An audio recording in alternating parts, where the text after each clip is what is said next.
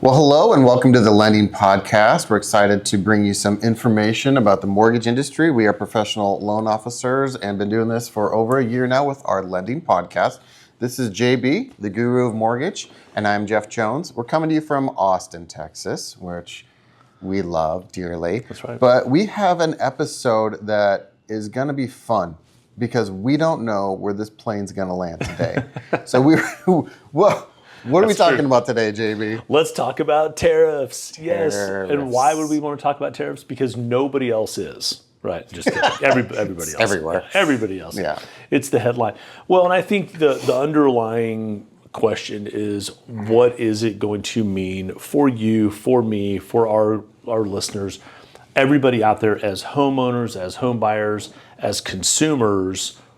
What's going to happen in the next 3 to 6 months, 12 months with tariffs, and what does that really mean for the housing market? What does that mean? I mean, we know what it could mean for some of our consumer goods. If there's a direct tariff on an imported good that you know you're buying, and that's now 100% tariff, we're going to see that price go up, right?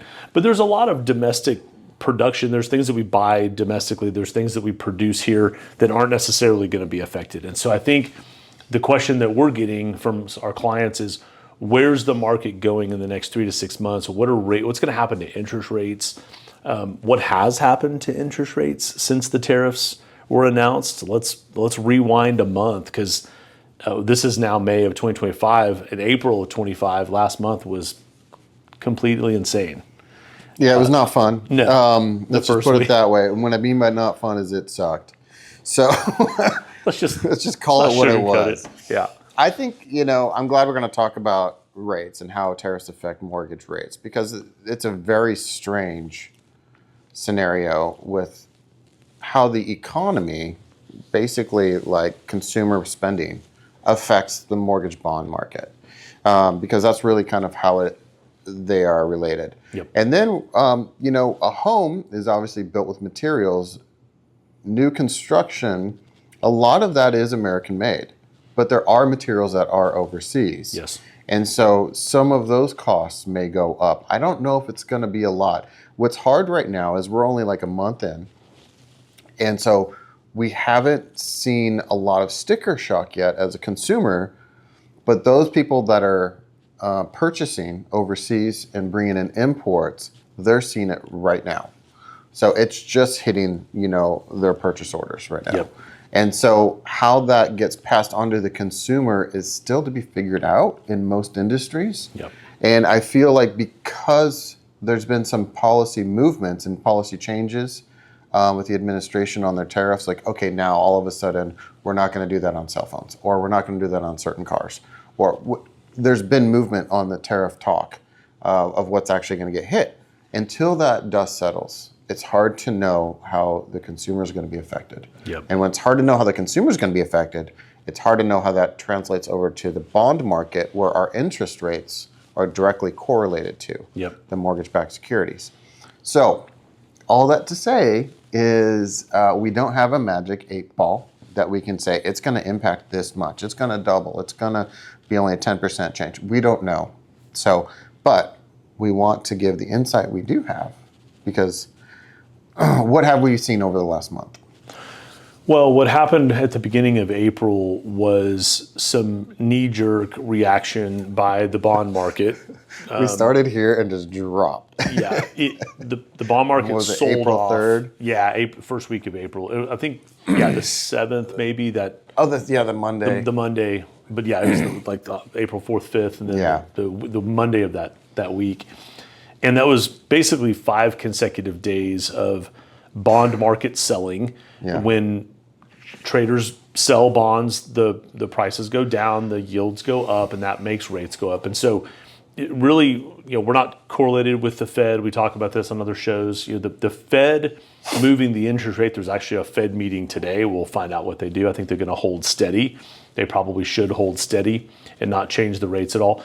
But whether or not the Fed moves the rate, it's a lot of times what they say, not necessarily what they do. Exactly. And so it's the comments that are interpreted and the markets read into that, whether we're on a deflationary trajectory or an inflationary trajectory or we're flat. at the end of the day, mortgage rates really follow inflation. And when inflation is low, the bond market does well and mortgage rates go down.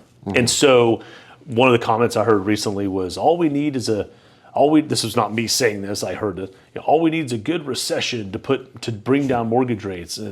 We don't want a recession, right? I mean, we don't want a recession to bring down mortgage rates. Now, the challenge with that, the way that works, is that a recession probably would bring lower rates, but it's also going to impact millions and millions of homeowners that may lose their jobs. And then to get to that recessionary environment and that higher unemployment rate to bring mortgage rates down, we don't want that equation to happen. What we want is we want lower inflation, which helps the bond market. And the word tariff is counterintuitive to lowering inflation, because the thought is, okay, it's going to increase the cost, which if consumers are buying the same stuff that now costs more, then that is eroding your hard-earned dollar, and that is inflation, right? And so I don't believe it's the intent of the administration to cause inflation to go up by any means, but I do think there is like a little crack in the dam where it could get a little worse before it gets better. It's possible as far as the inflation numbers. And so if they spike a little bit, that could hurt mortgage rates in the very near future. I'm talking 1 to 2 to 3 months. That then has a lower trajectory for interest rates towards the end of the year.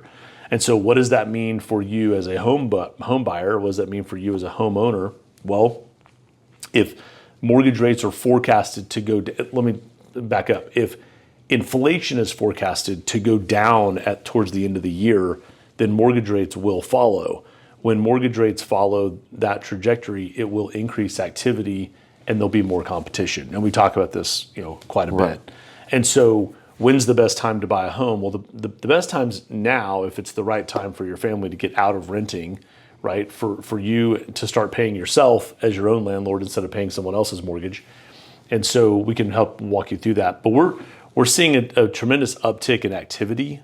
The beginning of this year has been 100% better than the beginning of 2024, which is interesting because the headlines would probably have you believe differently. Doom and gloom. Yeah. Yeah. And there are some elements of what's going on that are maybe doom and gloom for some folks. Yeah. And our heart goes out to those that are affected or have lost their jobs so far with some of the layoffs and some of the scaling back that, tightening that the government's trying to do.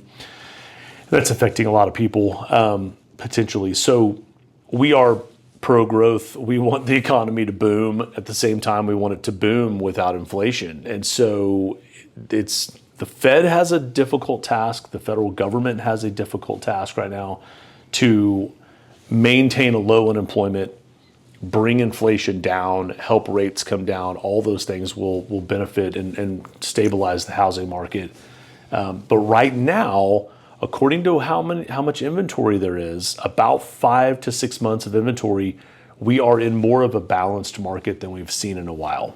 Yeah, I like that. I like you touched on that. So when you say 5 months in inventory, that concept to people out there, that's houses that are sitting ready to buy, right? So they're for sale, essentially. That's right. And so the average month sales, we have 5 months of that in inventory right now on the market.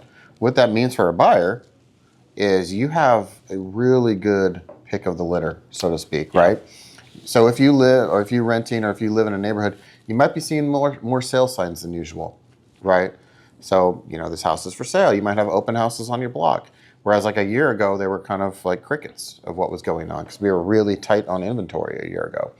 So I think that it's a very good time to buy. As we're talking about what the future holds and timing the market, is this a good time to buy?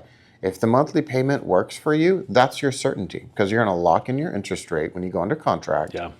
And you're good with that monthly payment, then you would have certainty. So even though it feels like an uncertain time, the good news is you know what your monthly payment's going to be, and that's set, right? So. Yeah, and I actually want to circle back because you made a good point about the months of inventory are inventory homes that are ready to be sold, right?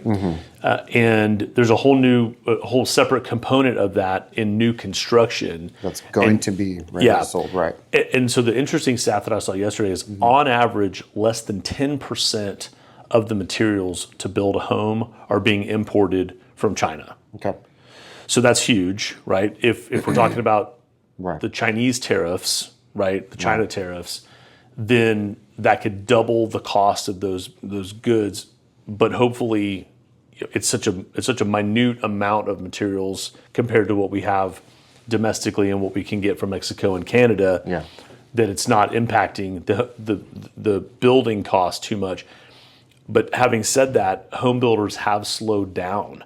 There's statistics on new build permits and the housing starts. And so while we have a healthy amount of inventory, we need to keep building houses too, because there will be a point where when rates trickle down and some of that inventory has been gobbled up, now we have an inventory shortage again, and we have that inflationary period where folks are overbidding on homes. Heck, we're seeing a little bit of that right now. On the right house, we're seeing multiple offers already, and that's at 7% rates. Yeah, right, and there's an interesting ebb and flow of what happens when new construction inventory is low. It does inspire people to put their house on the market that have been waiting, because now demand, like you said, is going to go up. And if you know that if you put your house on the market at an aggressive price right now, you can get a bidding war going on your property, then it's going to get bid up to a really good market value. So down the road, if new construction inventory gets constricted, then it's a great opportunity for people to be that move-up buyer of like, now's a good time for me to sell my home because there's not a lot of other options out there, and my property is awesome, and it's going to get prime price. So it does provide great opportunities for existing homeowners to change houses. Yeah. So, well, and on a macro level, in this country, we have so much equity in real estate. You got to remember, it seems like the housing crash was yesterday. It was 17 years ago, right? I mean, 2008, and we all want to try to compare like, oh no, what if we have a downturn in the economy? The last 17 years we have built trillions of dollars of home equity in houses in this country. Now, having said that, there are about 1% out there of homeowners that are underwater a little bit. They owe more on their house than it's worth. It's a very low percentage historically when you look back at the housing market. And so the risk that you have with buying a house is you're buying a house for 1 year, 2 years. Maybe it's not the right time for you to buy it, but if you know you're going to be in a home 5, 10, 15 years, and it's hard to look out 15 years in the future, I get it. But if you can see 5 to 7 years and a house fits the needs for your family, now really is the best time. We've been saying that because as the interest rates start to dip, you're going to see more activity, you're going to see more competition, and quite frankly, home prices will continue to surge, especially if we get back to inventory levels where we're unbalanced again. Right now, we're pretty balanced. And I would even argue it's a buyer's market compared to a seller's market in many aspects. Certainly here in Austin, we're feeling that for the most part. Depends on the home, of course, but for the most part. So I think to kind of put a bow on this, how do tariffs impact the housing market? How do tariffs impact mortgage rates? That really, we're only a month into this, right? Like we're really trying to uncover and unpack how this is going to go. And there is uncertainty. However, I love what you said about certainty, which is when you lock your interest rate, when you know your payment and you can budget for that, and now you're moving into your new home and you're taking care of you and your family, that is certainty, right? Even though the macro global environment is more certain than renting. It's more certain than renting. Let's put it that way. And let's touch on that for a second, because we're having conversations with a lot of landlords, a lot of our clients that own multiple investment properties. Property taxes are jumping. And remember, when you own or occupy your residence in Texas, you file something called a homestead exemption. That homestead exemption, number one, gives you a tax break, so you're paying less in property taxes than the person next to you that may own it as an investment property. It also prevents your taxes from going up more than 10% per year. So you have a cap.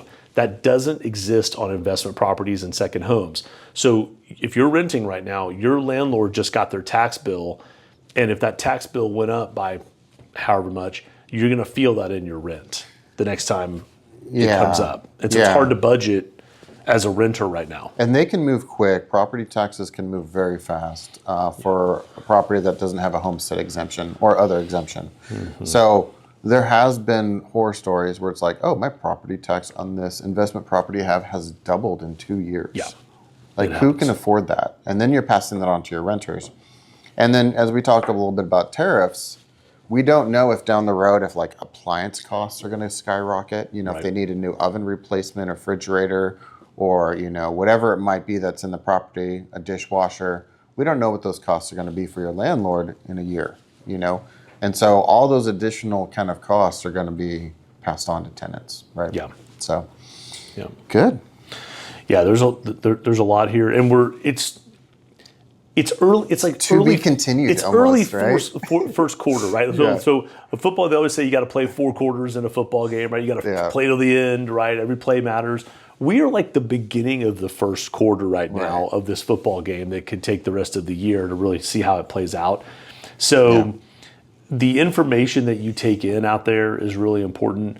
Make sure that you're getting your information from a trusted source, for sure, and that you're really weighing how it's going to impact you, and is it going to personally impact you if building materials go up 10%, or if appliance material costs go up 10%. When you're already a homeowner, and chances are no, it's not really going to impact you too much, right? And so yes, there's other costs and other goods that we're buying out there that we consume that we may see price increases on. But I think as far as the housing market goes, costs of homes, it should be impacted at very low impact. Good. Yeah. I like it. That's good news out there. Yeah. So we hope you're encouraged by this. We love hearing comments too as we wrap this up, of knowing what you want to hear from. So please give us a comment below and say, hey, I want to hear more about this topic. We would love that so that we can get some content that's for what you're thinking about. That'd be great. So please like, subscribe, share to the Lending Podcast. We appreciate you out there. Thanks for tuning in.